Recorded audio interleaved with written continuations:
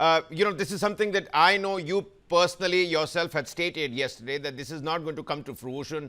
It's going to take a long time before the two sides can actually see eye to eye. And even after those first visuals of both the sides and the information that J.D. Vance was sitting right across the table with, Ghalibaf or Abbas Araghchi, since 1979, the highest level of talks that have ever taken place, General. But no big takeaways from this. I think the only important takeaway is that the Hormuz choke point still stands. There is no commitment or affirmation from the Iranian side that they're not going to be seeking any kind of nuclear enrichment. So we're back to square one, aren't we? After 21 hours of long drawn marathon talks, we're back to square one. The talks have collapsed, haven't they?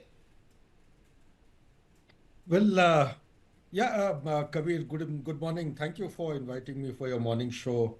Uh, Going by the reality on ground, yes, the talks have collapsed, but I see a bigger milestone behind all these collapsed talks.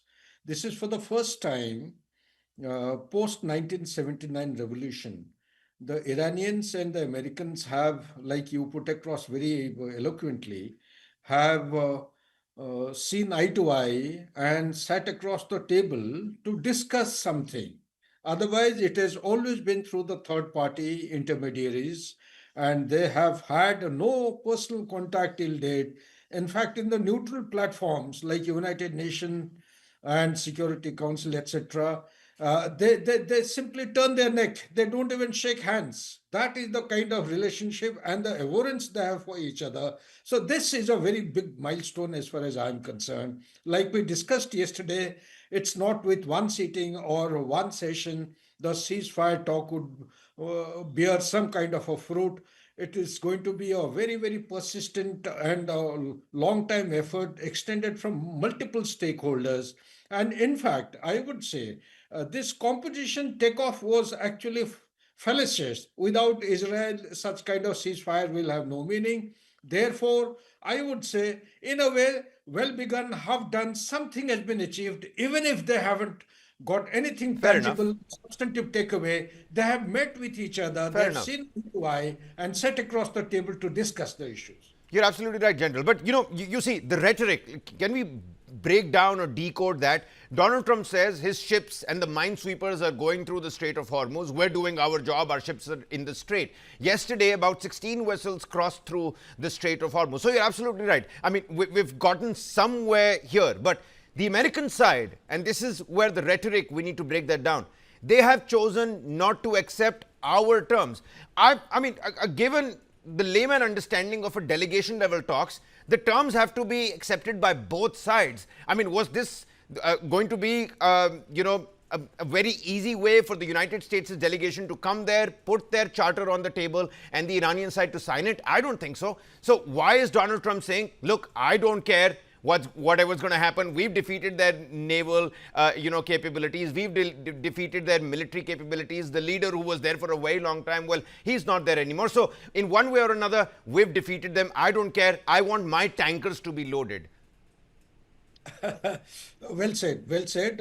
In the heart of his hearts, Donald Trump knows that they have got a bloody blow from Iranians, which they never expected. They thought it's going to be a good walkover without any resistance, and the regime change could be anybody's call. So they have got the reply at the end of the 40th day. Iranians, let me also remind the viewers, Iranians did not seek the ceasefire. Iranians were prepared to retaliate. They said that as long as they were being attacked, they will, for sure, they will counterattack or they will retaliate without any doubts. So it is Donald Trump who actually, for some reason, has given way to ceasefire. He wanted to have a little create a sort of a fictitious victory. Fictitious victory is the right term, perhaps, from my side, and thereby, look for a suitable, dignified, honorable exit. He wants to get back or get attention back to America because the domestic constituency is virtually up with arms, even including the Constitution Amendment 25, which is a very dangerous one. They are planning and preparing to impeach him. So therefore, he has to get his home ground stabilized. because the midterm elections are around the corner.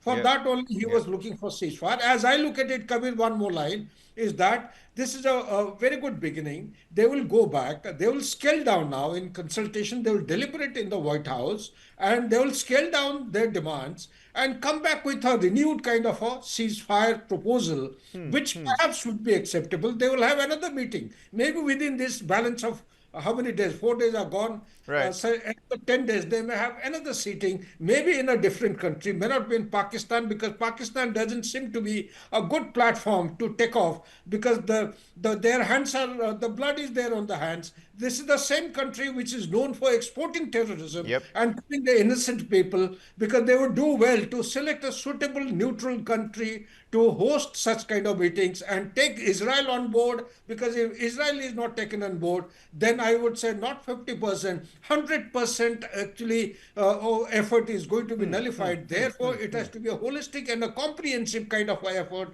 from all sides. Back to you, Kabir. Several reflection points here, General. But before that, let's listen into what the United States' president had to say, because even as these talks were going on, General, the US president made sure that his truth socials kept the Iranian side bugging. You had, the parliamentary speaker and the deputy spokesperson of the foreign ministry of Iran put out ex post whilst these negotiations were underway that what does one make of these braggadocio statements coming from Donald Trump? Even if some headway was being made, Donald Trump's and his use of the word big, be it a big beautiful bill, be it a big punishment, kept weighing down on the negotiations some way or another. This is the latest reaction from the US president. Back to the general for more after that. Why do you say that? You don't know anything. Who are you with? Who are you with? NBC News, Julie Thurkin. ABC? NBC. Well, that's fake news. Let me just tell you, we win, no matter what. We've defeated their military. They have no navy. 158 ships are underwater, undersea. All of their minesweepers and all of their, they call them mine droppers. Can you imagine? A country has 28 mine droppers. You think that's nice? With all of that being said, they're all defeated, by the way. They're all at the bottom of the sea. Now, with all of that, they have no navy. They have no radar. They have no air force. Their leaders are all dead. Khomeini is gone. For many years, he ruled. He's gone. With all of that, let's see what happens. But from my standpoint, I don't care.